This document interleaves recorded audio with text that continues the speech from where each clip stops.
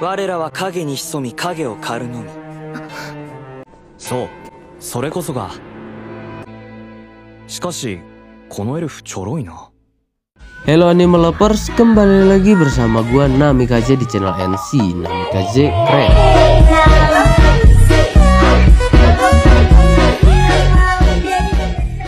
Seperti yang kita ketahui bahwa di episode 1 kemarin, Kageno tertabrak sebuah truk, lalu meninggal sebelum mencapai tujuannya. Namun, ternyata setelah Kageno tertabrak truk, Kageno bereinkarnasi ke sebuah dunia yang dipenuhi dengan sihir. Dan hal itu pun memicu Kageno untuk melanjutkan mimpinya sebagai pahlawan dari balik bayangan.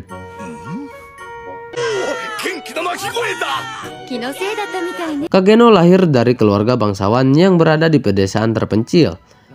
Dan Kageno juga memiliki seorang kakak perempuan di dunia barunya itu. Keluarga Kageno mempunyai gelar titisan ahli pedang sihir. Dan Kageno bersama kakaknya dilatih menggunakan pedang agar bisa menyandang gelar tersebut. Akan tetapi dikarenakan tujuan Kageno hanyalah ingin menjadi pahlawan dari balik bayangan, Kageno berakting menjadi anak yang tidak mempunyai bakat apapun. Sehingga kakak perempuannya lah yang menjadi harapan keluarga Kageno. Namun di balik itu, Kageno sangatlah overpower. Sampai-sampai para bandit dibantai habis oleh Kageno sendirian. Dan hal itu menjadi rutinitas Kageno setiap malamnya.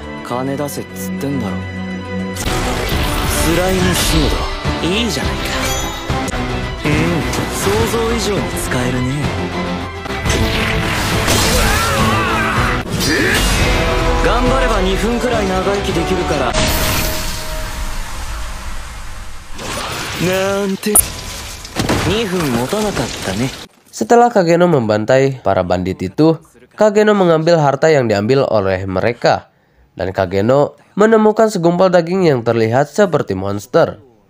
Lalu Kageno pun memutuskan untuk membawa gumpalan itu ke tempatnya untuk dijadikan eksperimen.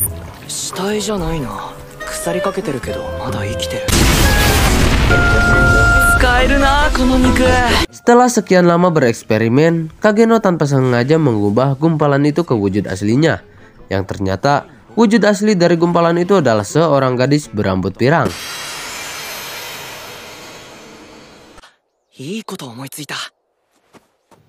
Pada saat gadis itu tersadar, Kageno pun berakting dan mengatakan bahwa Kageno telah menyelamatkannya dari sebuah kutukan yang diciptakan oleh sekte Diaboros.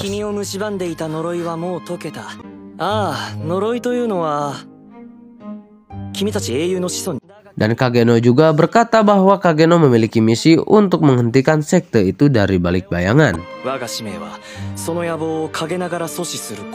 Kageno mengenalkan dirinya kepada gadis itu menggunakan nama samaran, yaitu Shadow. Lalu mengajak gadis itu untuk bergabung dalam misinya menghentikan sekte Diaboros. Pada akhirnya gadis itu pun bergabung dengan Kageno dan dia diberi nama Alpha oleh Kageno.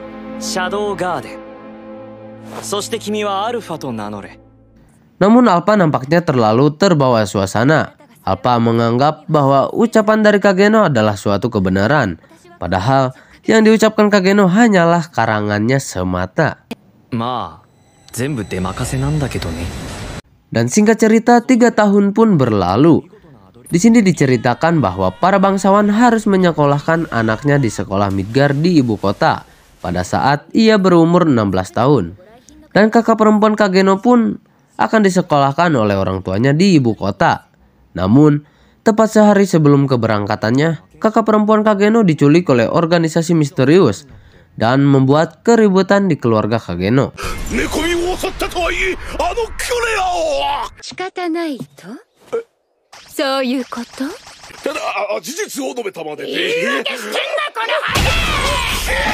Dikarenakan 3 tahun sudah berlalu sejak Kageno merekrut Alpha, tanpa disadari organisasi yang dibentuk oleh Kageno kini menjadi organisasi yang cukup besar. Bahkan Kageno dijaga oleh salah satu anggota dari organisasinya yang bernama Beta. Kageno yang saat itu mengetahui bahwa kakaknya hilang langsung membuat rencana untuk menemukan tempat persembunyian organisasi yang telah menculik kakaknya itu, lalu membantai habis. Singkat cerita, pada saat malam hari, Kageno bersama para pengikutnya pun mulai menjalankan misi pertamanya, yaitu membantai organisasi yang telah menculik kakaknya.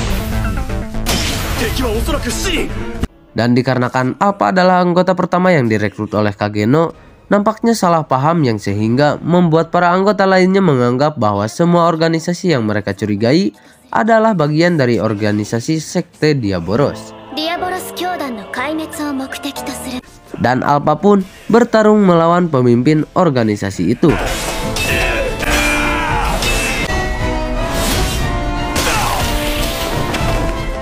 Dan terlihat bahwa pemimpin dari organisasi itu melarikan diri ke bawah tanah. Namun, sialnya dia malah bertemu dengan Kageno yang merupakan pemimpin dari organisasi Shadow Garden. Dan disinilah kekuatan Kageno yang sebenarnya diperlihatkan.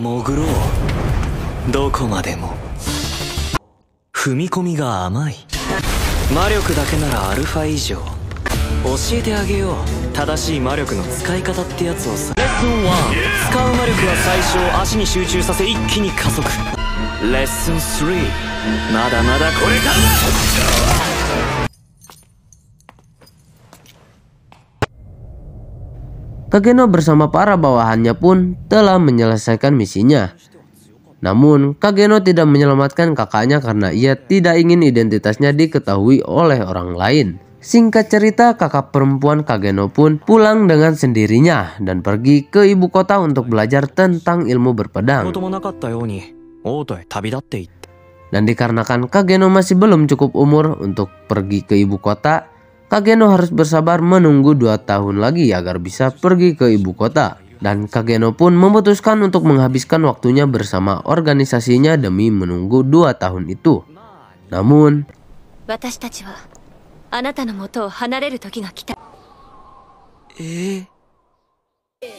oke, Anime Lovers, episode keduanya berakhir di sini. Dan kalau kalian masih penasaran akan kelanjutannya, silahkan subscribe dan aktifkan lonceng notifikasinya biar kalian gak ketinggalan se-episode selanjutnya. Gua Nomikaze pamit undur diri, sampai jumpa di video selanjutnya.